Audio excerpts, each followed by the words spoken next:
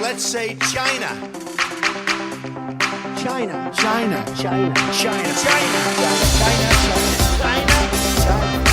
There are next door neighbors, and you can actually see Russia from land here in Alaska. Go over to China.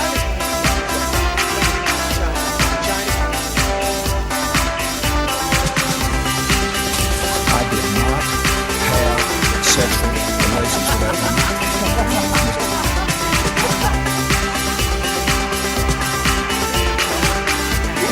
Trump statement, tweeting out insults to Angela Merkel. What's he doing? Ladies and gentlemen, please welcome your host. Yes. Hello, and welcome. I am James Andrews, and you are listening to So This Happened, the only news you need today if you have been outside staring at the sun. It is Monday, the 21st of August 2017, and today the eyes of America were not on politics, but were in fact on the sky for the 2017 complete solar eclipse, and it really was quite beautiful. I got to go outside, have a look at it, and it was quite special. And what I really loved is that for today, and today only, I'm sure, but every single American's eyes were looking up at the sun and not sort of pointing fingers and hating each other. It was really nice. It was quite refreshing. Anyway, thanks very much. That's the show, and we'll chat again tomorrow. There are next door neighbors, and you can actually see Russia from land here in Alaska. Just kidding. I wonder how many people just stopped it right there and said, wow, that was a short one. Well done, Mr. Andrews. That was brilliant, mate. Kept it short, sweet, and to the point. Well done. Anyway, I hope everyone had an absolutely spectacular weekend. We had a good one here, and there were some protests over the weekend, and they were all peaceful, which is really lovely to see, particularly since, you know, there are some violent people on both sides. Well, not this weekend, there wasn't. And Donald Trump actually tweeted about it in a really bizarre and out-of-character tweet, which sort of makes you think maybe General Kelly got a hold of his phone for just a moment. The tweet read, this was sent on Saturday, I want to applaud the many protesters in Boston who are speaking out against bigotry and hate. Our country will soon come together as one.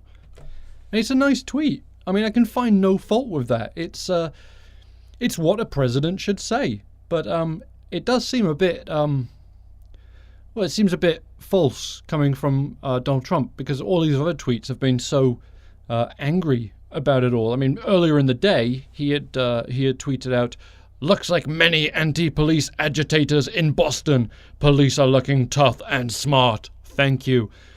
To go from that to, oh, well done, everybody that protested. Beautiful, well done.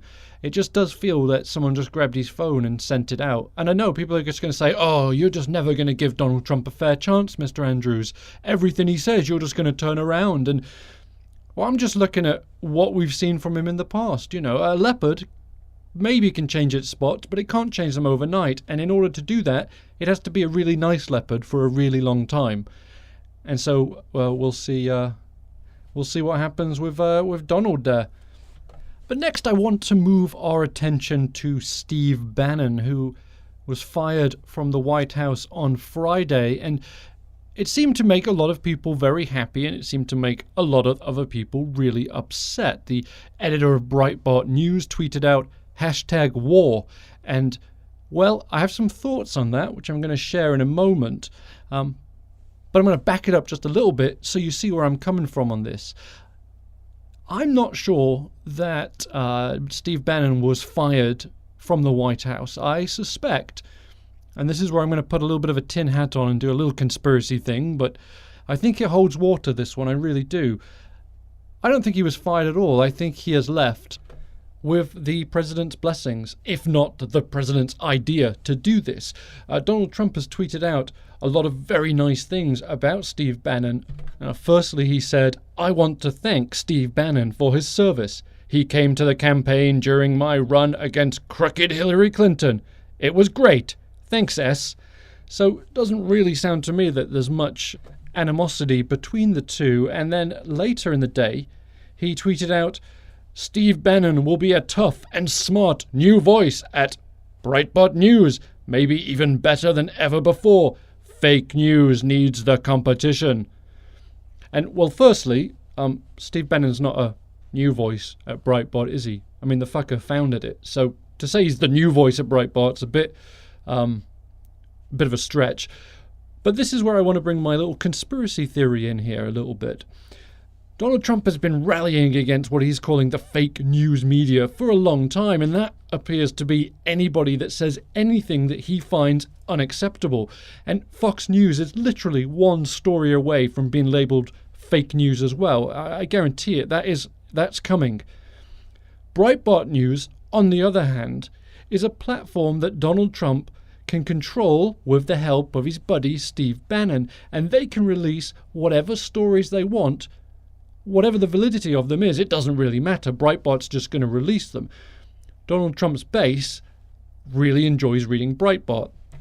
That's something that's been proven over time.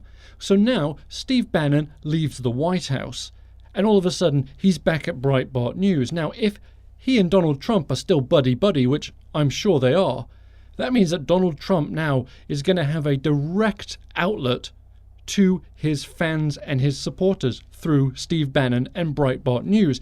And the tweet that I mentioned earlier from the editor of Breitbart that said #war, over the weekend a lot of people were saying, "Oh, what are they going to do? Steve Bannon's going to release all this juicy shit that he's got on Donald Trump. It's going to be awesome." That's not going to happen at all. What that tweet was for, I believe, is not war with the White House. No, war with the so-called fake news media. I might be completely wrong on this, but I don't think I am. I think we're about to see a massive push from Breitbart and possibly other right-wing publications really trying to hammer home Donald Trump's message.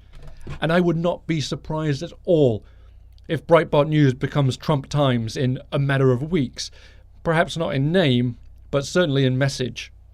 So this whole idea that Steve Bannon left the White House and now he's going to drop bombs all over the place, I think perhaps are just completely untrue. I suspect he will be dropping bombs all over the place, but they're certainly not going to be about the White House. You're going to see Breitbart start digging up lots of information and trying to make stories up about many other politicians, particularly ones who go against Donald Trump. So we may see articles about John McCain, Lindsey Graham, any of these prominent Republicans who have stood up against Donald Trump. Of course, time will tell, but I think I might be right on this one, and I'm not right about many things, but from just reading tweets and articles and just sort of using my head over the last few days, it makes more and more sense that Steve Bannon left the White House so that he can go to war on Donald Trump's behalf and it not have any official ties to the White House, so you sort of avoid that little obstacle right there. Donald Trump can say something through Breitbart, but he won't necessarily be saying it as President of the United States, and therefore avoiding some potential controversies that could ensue from that. And that's enough of that for a Monday. Also, over the weekend, we lost one of the greats. Jerry Lewis died at 91. So the man had a great innings. If I live to be 91, that will be okay with me. He was a wonderful entertainer, director, actor, comedian, just all-round funny chap. And we seem to have been losing a lot of these greats now who are, movie stars in the 50s and 60s. They're sort of getting to that age. And I mean, no disrespect, but it's sort of one of those chaps where you say, is Jerry, a week ago you would have said, is Jerry Lewis still alive? And you would have, I don't know, is he? I can't remember, is he? I don't know, is he? But anyway, Jerry Lewis, you made the world a very funny place, and, well, Here's a little Jerry for you. Good morning, Mr. Mealy. I noticed on the door you're Milton and Mealy. I am your orderly on this ship, Jerome Littlefield. Up, up, up. Sandman working overtime last night. Look what we have for Mr. Mealy this morning. We have num-nums. Isn't that goody good? Num-nums.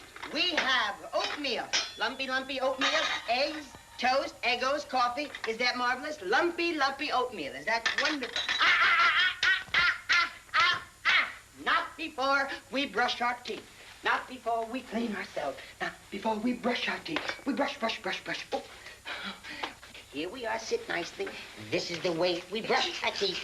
Brush our teeth, brush our teeth. And this is the way we brush.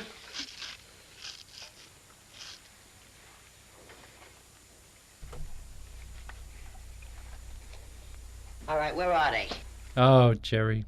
And if you haven't watched a Jerry Lewis film in a while, you should go home tonight and just put one on. Find one on Netflix or YouTube, wherever you can. Have a watch of it. It's the best way to pay tribute to such a chap. And finally, I want to turn our attention to the Secret Service, which is actually quite funny because I was in DC recently, and the Secret Service cars, they look like police cars, but they say in big writing on the side, Secret Service. And I'm sort of looking at it and thinking, I think the secret's out, boys. I think we know who you are. So they're not massively secret anymore, but it's quite a cool name.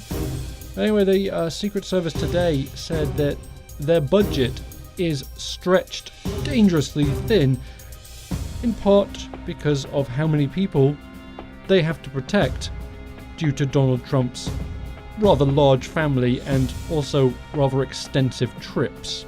The Secret Service Director, Randolph Ailes, said some 1,100 agents have already hit their overtime allowance for the year, and that under Donald Trump's presidency, 42 people receive protection. Among those who are currently protected are 18 members of the Trump family who have required security on international business trips to promote Trump properties, as well as family vacations.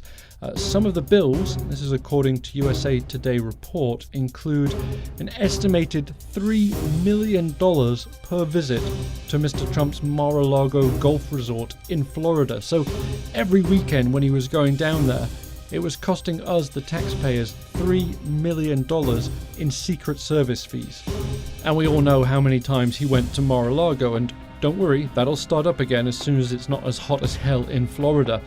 Now, this one I find particularly funny, but the Secret Service has spent $60,000 on, wait for it, golf cart rentals at Mar-a-Lago and at Bedminster, New Jersey. $60,000. And the thing I find absolutely priceless about this, okay, so they're renting these golf carts from who? From Donald Trump's golf course. So where is that $60,000 of money going? Yes, directly in the pocket of the president. I love it. He is charging the Secret Service to rent golf carts at his golf club. What the fuck?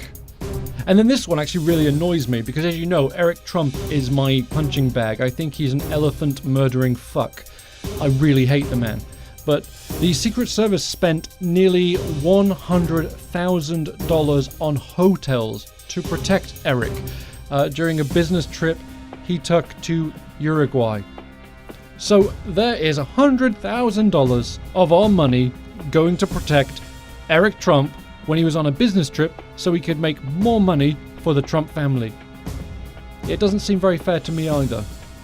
And then I'll just briefly list some of the other trips which are costing staggering amounts of money, and I'm not entirely sure it's worth it, but let's see. In February, both Eric and Donald Trump Jr. went to Vancouver in British Columbia to open a new Trump hotel there.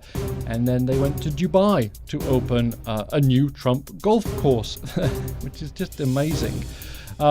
Ivanka Trump and her husband Jared Kushner, they required Secret Service security during their skiing vacation in Aspen in March.